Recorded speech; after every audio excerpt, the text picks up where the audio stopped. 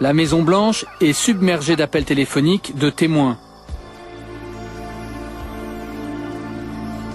L'événement fait la une de la presse. Un général d'état-major de l'armée de l'air donne alors une conférence de presse. Je suis ici pour parler des soi-disant soucoupes volantes.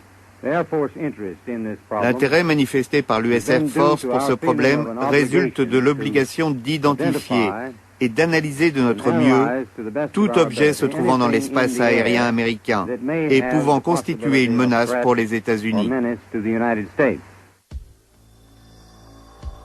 La presse titre sur les soucoupes volantes, mais la version officielle évoque une inversion de température tout à fait naturelle. Une couche d'air chaud dans le ciel aurait renvoyé des échos radars qui venaient en réalité du sol. Une version qui n'explique pas les manœuvres de ces objets. Cette conférence de presse fut la première et la dernière d'un général sur le sujet. Dans les années 50 et 60, l'armée de l'air poursuit son programme de recherche sur les ovnis, mais elle ne communique plus. Elle enquête sur toutes les observations signalées. 13 000 rapports qui dorment aujourd'hui aux archives nationales de Washington. Nous avons pu les consulter. La plupart des phénomènes ont une explication, comme ces photos. Là, c'est en réalité un avion au-dessus du Capitole. Ici, une réflexion de la lumière sur l'objectif de l'appareil photo. Synthèse mois par mois des phénomènes non identifiés en 1951. Au mois d'août, 15 observations sont faites par des pilotes civils ou militaires. En face, le résultat de l'enquête. Pas de conclusion, pas d'explication non plus au phénomène, dossier classé. Au total, près de 700 cas sont restés inexpliqués. Il y a aussi des dessins faits d'après les observations de militaires américains. Ici, le 24 juillet 1948, un pilote et son copilote ont vu cet engin passer à proximité de leur avion. Un engin de 15 mètres de long, les passagers ont confirmé leur témoignage. Mais en 1969, les États-Unis ont annoncé qu'ils arrêtaient d'enquêter sur les ovnis. Officiellement, selon l'armée de l'air, l'étude des phénomènes aériens non identifiés n'a jamais rien apporté de concluant.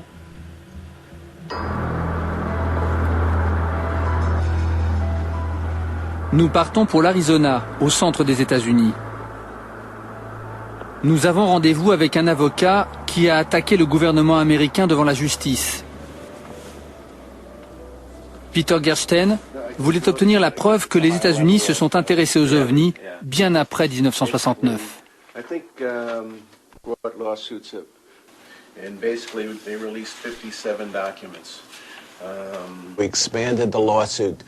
Nous avons tenté d'accéder à tous les documents en possession de la CIA concernant les ovnis. Vous devez vous rappeler qu'à cette époque, l'agence des renseignements niait toute implication, toute enquête, toute étude autour de ces phénomènes. Leur position, la position de l'armée de l'air qui a été adoptée par les autres institutions était: tout d'abord, les ovnis ne sont pas issus d'une technologie avancée. Ensuite, les ovnis ne constituent pas une menace pour la sécurité nationale. Donc, nous avions le droit de demander ces documents, savoir combien de documents ils possédaient. Finalement, 2 ans plus tard, la CIA a rendu public plus de 900 pages de documents liés aux ovnis. Peter Gersten nous montre les mémos de la CIA qu'il a réussi à faire déclassifier.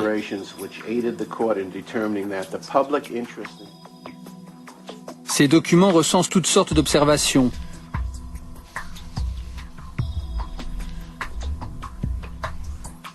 En 1976, une zone de stockage d'armement aux États-Unis survolée par des objets non identifiés. Le document le plus récent, 1992. Un mémo sur la façon dont la Chine étudie elle aussi le phénomène ovni. Certains documents déclassifiés ne donnent pas beaucoup d'informations. Ils ont été entièrement caviardés par la CIA.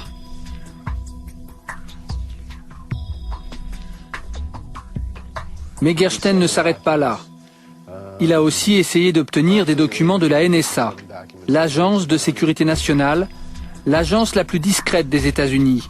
responsable de toutes les formes de communication, aussi bien militaires que civiles. Nous sommes allés à l'Agence nationale de sécurité.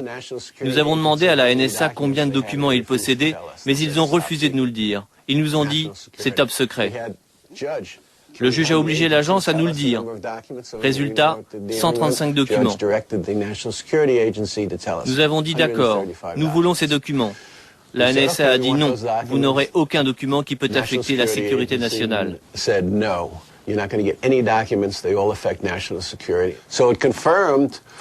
Cela confirme donc que les ovnis sont liés à la sécurité nationale, alors que l'armée de l'air dit qu'il n'y a rien dans le ciel qui menace la sécurité nationale. C'est incohérent.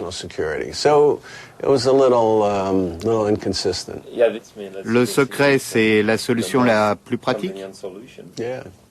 Oui, il est plus facile de nier la réalité de ces phénomènes plutôt que de tenter de les expliquer.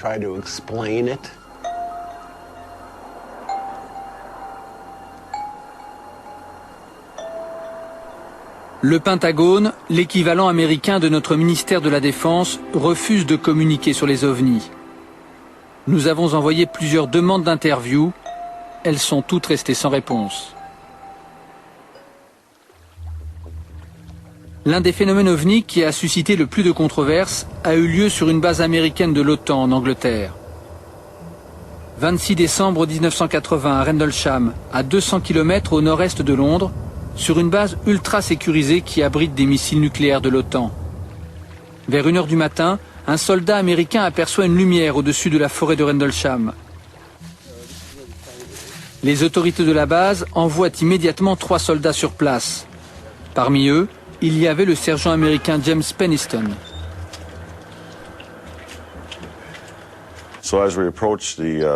Quand nous sommes approchés de la ligne des arbres, il y avait une lumière blanche, très brillante, qui éclairait la forêt. En continuant d'avancer, la lumière blanche a commencé à disparaître. Et quand nous étions proches de l'engin, à 6 mètres à peu près, j'ai vu que c'était une sorte d'embarcation. J'étais assez perplexe car ce n'était pas un avion, ça n'avait rien à voir avec les avions traditionnels que je connaissais. John était vraiment très très inquiet.